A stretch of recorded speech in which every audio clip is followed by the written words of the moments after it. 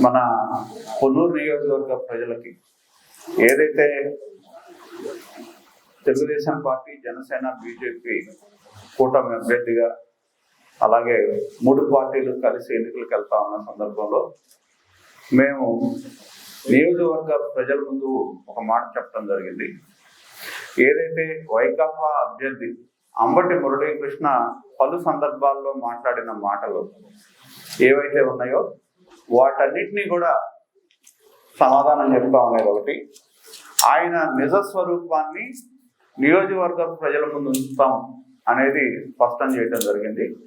దాంట్లో ఇవాళ ఏ విధంగా ఆయన చెప్పిన మాటల్ని ఒకసారి నియోజకవర్గ ప్రజల ముందు రాజకీయాల గురించో లేకపోతే సేవ గురించో లేకపోతే అవినీతి గురించో రకరకాల అంశాలు పలు మీటింగుల్లో ఆయన చెప్పడం జరిగింది.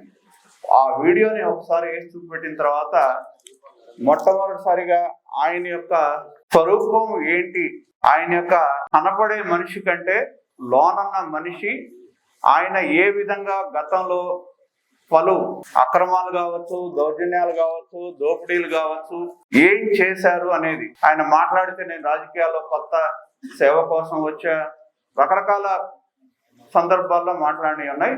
ఒక్కసారి అవినీతి గురించి కూడా మాట్లాడాడు. అదొక్కసారి ఆయన చెప్పిన మాటల్ని ఆయన వీడియో ద్వారా చూసిన తర్వాత మేము మిగతా అంశాల్లో ఆయన మీద ఉన్న ఏవైతే గతంలో ఆయన మీద ఉన్న ఆరోపణలు కావచ్చు, ఆయన చేసిన పనులు కానీ ప్రజల ముందు ఉంచుతాం. ఒకసారి ఆ వీడియోని ప్రదర్శిస్తాం.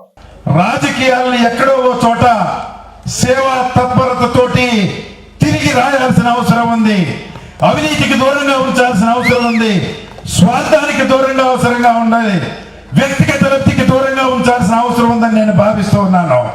ఆయన ఏం చెప్తా ఉన్నాడంటే, రాజకీయాల్లో సేవ కోసం వస్తా ఉన్నా, రాజకీయాలు నాకు కొత్త, రాజకీయం అసలు తెలియదు, సేవ చేయడానికే ఈ పొన్నూరు నియోజకవర్గానికి వచ్చాను అనే మాటలు ఆయన చెప్పిన మాటలు మనం చూసాం.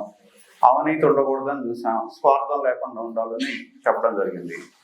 ఒక్కసారి మనం రాజకీయాల్లో ఉన్న వాళ్ళకి ఎంతో కొంత విశ్వసనీయత ఉండాలి, నిజాయితీ చాలా అవసరం. కానీ ఇటువంటి వాళ్ళు ప్రజల్లో మంచి పేరు కోసం అలాగే సానుభూతి కోసం కొత్త కొత్త అవతారాలు ఎత్తుతా ఉన్నారు. అందుకని నేను గతంలోనే చెప్పా, ఒక దొంగ పోతే ఇంకో గజ దొంగ నియోజకవర్గానికి వస్తాడని చెప్పి. ఆ మాటకి ఇవాళ కూడా నేను కట్టుబడి ఉన్నా. ఎందుకంటే ఇవాళ తనకు తాను ఏదో మహానుభావుడిలాగా ప్రకటించుకుంటే అదే విధంగా ప్రజల్ని మొదలుపెట్టే ప్రయత్నం చేస్తా ఉన్నాడు. అటువంటి సందర్భంలో ప్రతిపక్ష పార్టీగా మా బాధ్యత ఏంటంటే ప్రజల ముందు ఆయన నిజ స్వరూపాన్ని ఉంచడం మా బాధ్యత. 5 ఏళ్ళు మనకు గుదిబండగా మారిన ఒక దొంగ వెళ్ళిపోతే ఇంకో గజ దొంగ వచ్చాడు ఇవాళ. దానిలో ఎటువంటి సందేహం కూడా లేదు. అలాగే ఇవాళ వైసీపీ అభ్యర్థి ఇందాక నేను చెప్పినట్టు రాజకీయాల్లో కొత్త, ప్రజాసేవ కోసం వచ్చానని చెప్తా ఉన్నాడు. అందుకని ఆయన గత చరిత్ర, ఎక్కడ ఏం చేశాడనే అంశాలు ఇవాళ ప్రజల ముందు ఉంచబోతా ఉన్నాం.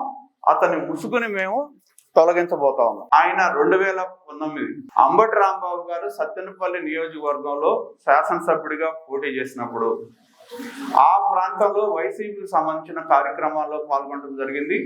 ఆయన ఎన్నికల్లో కూడా పనిచేశాడు. అలాగే 2019 ఎన్నికల్లో అంబటి రాంబాబుకి సత్తెనపల్లి నియోజకవర్గంలో డమ్మీ అభ్యర్థిగా నామినేషన్ వేశాడు. అదే విధంగా ఆయన అంబటి రాంబాబు గారు ఎమ్మెల్యే అయిన తర్వాత ఆ ప్రాంతంలో ఒక షాడో ఎమ్మెల్యేగా ఆయన తరఫున ఆ నియోజకవర్గంలో పెత్తనం చేయడం జరిగింది. అదే విధంగా అంబటి రాంబాబు మంత్రి అయిన తర్వాత ఆ ప్రాంతంలో ఒక రాజ్యాంగేతర శక్తిగా మారి ఏదైనా మురళిని ప్రసన్న లోలుని చేసుకుంటే చాలు, మురళి లోలుడైతే చాలు అనే విధంగా అక్కడున్న పలు శంకుస్థాపనలో కానీ, ప్రారంభోత్సవాల్లో కానీ, అధికారులకు సంబంధించిన పోస్టింగుల్లో కానీ ఆయన ప్రమేయం ఉంది అని చెప్పి ఈ వేదిక మీదుగా మేము స్పష్టం చేస్తా ఉన్నాం. ఇవాళ ఆయన సత్తెనపల్లి నియోజకవర్గంలో ఒక షాడో ఎమ్మెల్యేగా ప్రయత్నం కొనసాగించాడో వాటికి సంబంధించిన వివరాలు కూడా మేము ముందు ఉంచిపోతా ఉన్నాం. మామూలుగా అయితే ఎవరు ప్రారంభోత్సవాలు చేయాలి? ఎమ్మెల్యే చేయాలి. ఒకవేళ ఆయన మంత్రి అయితే మంత్రి చేయాలి. కానీ అక్కడ ప్రారంభోత్సవాలన్నీ అంబటి మురళీకృష్ణ చేశాడు, శంకుస్థాపనలన్నీ అంబటి మురళీకృష్ణ చేశాడు, సైకిల్ పంపిణీలు అంబటి మురళీకృష్ణ చేశాడు, పోస్టింగ్స్ అన్ని అంబటి మురళీకృష్ణ చేశాడు. అదే విధంగా మరి సత్తెనపల్లిలో మంత్రి తమ్ముడుగా ఎమ్మెల్యే సోదరుడుగా అన్ని వ్యవస్థల్ని కూడా తన గుప్పెట్లో పెట్టుకొని అడ్డగోలుగా దౌర్జన్యం, దోపిడీ, అవినీతికి పాల్పడ్డాడనే విషయాన్ని మేము స్పష్టం చేస్తా ఉన్నాం.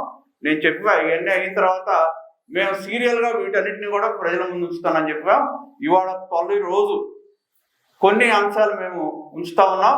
ఆయనకు సంబంధించిన అవినీతి అంశాలు కావచ్చు, ఏ విధంగా అయితే ఈయన ఇక్కడ నిన్నటిదాకా ఉన్న ఎమ్మెల్యే పదవి నడుపుకం పెట్టుకొని దోపిడీ చేశాడో, అలాగే సత్తెనపల్లి నియోజకవర్గంలో మంత్రి తమ్ముడుగా, అలాగే ఎమ్మెల్యే సోదరుడుగా ఆ నియోజకవర్గంలో ఎలా దోపిడీ చేశాడో, అదే విధంగా తనకున్న అధికారాన్ని అడ్డం పెట్టుకొని ఏ విధంగా జన సైనికుల మీద తప్పుడు కేసులు పెట్టాడో, ఏ విధంగా వాళ్ళ మీద ఎప్పుడూ జరగని విధంగా పోలీస్ స్టేషన్లో పెట్టి కొట్టించాడో, అవన్నీ కూడా నియోజకవర్గ ప్రజల ముందు ఉంచుతా ఉన్నాం. తొలి రోజు ఏ విధంగా ఆయనకున్న రాజ్యాంగేతర శక్తిగా ఆయన ఆ నియోజకవర్గంలో పలు ప్రారంభోత్సవాలు, శంకుస్థాపనలు ఏ విధంగా పాల్గొన్నాడో ప్రజల ముందు ఉంచుతా ఉన్నాం. సత్తెనపల్లిలో రాజ్యాంగేతర శక్తిగా ఉన్న అంబటి మురళీకృష్ణ ఇవాళ అమాయకుడిగా పొన్నూరు ప్రజల ముందు నేను రాజకీయాల్లోకి వచ్చా, కొత్త సేవ కోసం వచ్చా, నాకేం తెలియదు, నన్ను నమ్మండి అని చెప్పి ఎలా మభ్య పెడతా ఉన్నాడో ఆ వాస్తవాలు మేము ముందు ఉంచుతా ఉన్నాం. ఒకసారి ఆ ఫొటోస్ కూడా మీకు ప్రదర్శించడం జరుగుతుంది. జగన్మోహన్ రెడ్డి పుట్టినరోజులు కేకులు కట్ చేశాడు. అదే విధంగా వాళ్ళకు సంబంధించిన పార్టీ కార్యక్రమాల్లో పాల్గొన్నాడు. రేషన్ షాపుల ప్రారంభోత్సవాల్లో పాల్గొన్నాడు. రాజన్న సైకిల్ అనే కార్యక్రమంలో తెలుగుదేశం ఇచ్చిన సైకిల్ మిగిలి ఉంటే వాటికి రాజన్న బడిబాట అని చెప్పి ఆ సైకిల్ పంపిణీ కార్యక్రమంలో పాల్గొన్నాడు. ప్రభుత్వ కార్యక్రమాల శంకుస్థాపనలో పాల్గొన్నాడు. ఆ ప్రాంతంలో రాజ్యాంగేతర శక్తిగా సత్తెనపల్లిలో అంబటి మురళీకృష్ణ తన అన్న అంబటి రాంబాబు తరఫున అక్కడున్న అధికారాన్ని చెలాయించాడు అనే దానికి ఇది ఒక నిదర్శనం. ఒక ఎమ్మెల్యే చేయాల్సిన పని ఆయన తమ్ముడుగా ఆయన పెత్తనం చెలాయించాడు అనే దానికి ఇవన్నీ కూడా నిదర్శనం.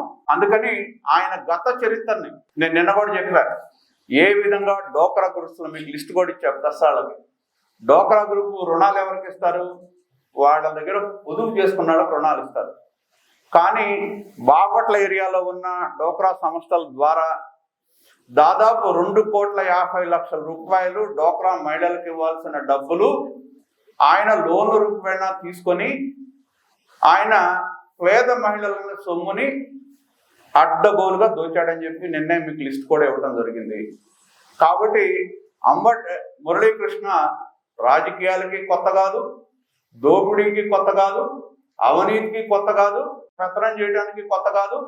తన అన్న అధికారాన్ని ఉపయోగించి ఏ విధంగా అంచెలంచెలుగా దోపిడీ చేసుకొని చివరికి ఏ స్థాయికి వచ్చాడో కూడా నేను చెప్పినట్టు సీరియల్ వారీగా అంశాలని ప్రజల ముందు ఉంచుతాం. ఒక్కొక్క అంశాన్ని ప్రజల ముందుంచి ఆయన నిజ స్వరూపం చివరికి పొన్నూరు నియోజకవర్గ ప్రజలు ఏమనుకుంటున్నా అంటే అమాయకులు అనుకుంటున్నాడు. ఆయన వాళ్ళ అన్న కోసం ఆ నియోజకవర్గానికి వెళ్ళి ఎమ్మెల్యే తమ్ముడుగా, మంత్రి తమ్ముడుగా ఏ విధంగా దోపిడీ చేశాడు, ఏ విధంగా అధికార దుర్యోగానికి పాల్పడ్డాడు, రాజ్యాంగేతర శక్తిగా ఆ ప్రాంతంలో ఎలా చలామణి అయ్యేదానికి తొలి రోజు ఆయన పాల్గొన్న ప్రారంభోత్సవాలు, శంకుస్థాపనలు అవి ప్రజల ముందు ఉంచుతా ఉన్నాం. రోజు ఒక్కొక్క అంశాన్ని 3-4 రోజులు దయచేసి మీరు కూడా సహకరించండి. ఒక్కొక్క రోజు ఒక్కొక్క అంశాన్ని తీసుకుంటాం. ఆయనకు సంబంధించి ఆయన ఏం చెప్తున్నా అంటే ఇప్పుడు ప్రతి చోటకి వెళ్తున్నాడు, నేను కాపుని అంటున్నాడు, లేకపోతే నాకు ఓటేయండి అంటున్నాడు. ఏ విధంగా ఆ నియోజకవర్గంలో తనని విభేదించిన కాపుల్ని, జన సైకిల్ని ఎప్పుడూ చేయని విధంగా పోలీసులను పెట్టి ఎలా వేధించాడో బాధితుల మాటల్లో కూడా మేము ముందు ఉంచుతాం. సర్వీస్ మోటార్ తప్ప వేరే ఏ సలాపం లేదు. నేను అదే కదా చెప్తుంది. ఆయన అక్కడ చేసిన సర్వీస్ ఏంటో కూడా చెప్తాను మీకు. అందుకని ఆయన ఏం సర్వీస్ చేశాడు అక్కడ, ఆయన ఏం చెప్తున్నాడు, ఇక్కడికి వచ్చి నాకేం తెలియదు, నేను కొత్త అని చెప్తున్నాడు. ఆయన ఆ నియోజకవర్గంలో చేసిన సర్వీస్ ఏంటనేది మేము సీరియల్గా పడుతున్నాం. సత్తెనపల్లిలో ఏ విధంగా తన అన్నని అడ్డం పెట్టుకొని అధికార దుర్వినియోగం చేశాడు, సత్తెనపల్లిలో రాజ్యాంగేతర శక్తిగా ఎలా మారాడు, ఎలా ఆస్తులు కొల్లగొట్టాడు, ప్రజల ఆస్తులు అనేది ఎలా దోచారు ఆ నియోజకవర్గాన్ని, ఎలా ఏ విధంగా ఆ నియోజకవర్గం నుంచి ఎందుకు బయటకు వచ్చాడు, ఇవన్నీ ఆయన చెప్పాల్సిన సమాధానాలు మా దగ్గర ఉన్న ఏవైతే ఉన్నాయో అన్నీ కూడా ప్రజల ముందు ఉంచుతాం. నన్ను కాదు అడగాల్సింది, నేను చెప్పిన వాటి మీద ఆయన అడగాలి. నిన్న చెప్పా డోక్రా గ్రూపులు రుణాలు తీసుకున్నాడని చెప్పి. డోక్రా గ్రూపులో ఎవరు ఇస్తారు? మహిళలకు ఇస్తారు. మహిళా గ్రూపుల్లో అమ్మటి మురళికి ఎలా ఇస్తారు?